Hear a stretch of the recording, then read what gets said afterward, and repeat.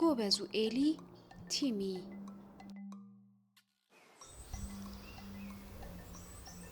አንድ ቀን ያንን ትልቁን ተራራ ወጥቼ ወርቃማውን ድንጋይ አያዋለሁ። ግን እኮ እኔ እፈራለሁ።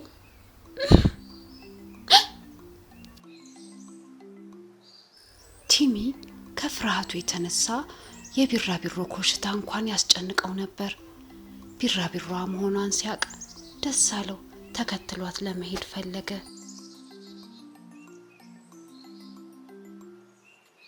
ቲሚ ዛሬ ትልቅ ልጅ ሆነ። ዛሬም እንደ ትላንቱ ከቢራቢሮዋ ጋር ይጫወታሉ። ነገር ግን ቲሚ የትላንትና ህልሙ ዛሬም በልቡ አለ። እዛ ትልቁ ተራራ ላይ ወጥቶ ያንን ወርቃማ ድንጋይ ማየት። ለዚህም ትልቋን ዝሆን ሊናን ማማከር እንዳለበት አሰበ።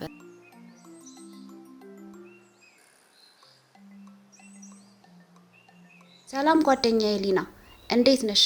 አንድ የማማክርሽ ነገር ነበረ። ጊዜ ይኖርሻል? እንዴት ነህ ቲሚ ጓደኛዬ? ምንም ችግር የለም። የትኛውንም ነገር ላማክረህ እችላለሁ። ምን ገጠመህ ወዳጄ? ምን መሰለሽ፣ ከልጅነቴ ጀምሮ አንድ ህልም ነበረኝ። እዛ ትልቁ ተራራ ላይ ወጥቶ ያንን ወርቃማ ድንጋይ ማየት። ነገር ግን እንደምታየው ነው፣ ትንሽና ቀርፋፋ ነኝ። ይሄ እንዴት ሊሆን ይችላል? ቲሚ፣ ህልምን ለማሳካት ትልቅ መሆን አሊያም ፈጣን መሆን ብቻውን ምንም ጥቅም የለውም። ከዛ ይልቅ ባስተውሎት መራመድና እንደምትችል በራስህ ከተማመንክ ህልምህን እውን ታደርጋለህ። ቲሚም በሊና ምክር ተደስቶ ካመሰገናት በኋላ ተለያዩ። በጠዋት ተነስቶ መንገድ ጀመረ።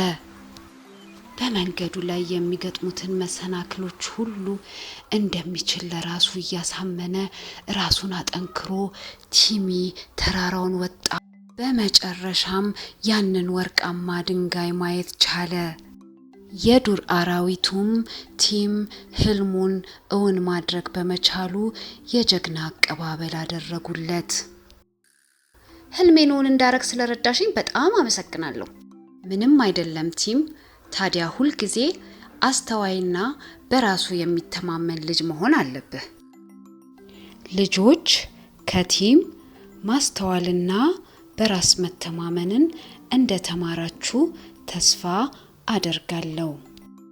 እነዚህንና መሰል ጣፋጭ አስተማሪ ታሪኮችን እንድታገኙ ሰብስክራይብ፣ ላይክ፣ ሼር ማድረግ እንዳትረሱ።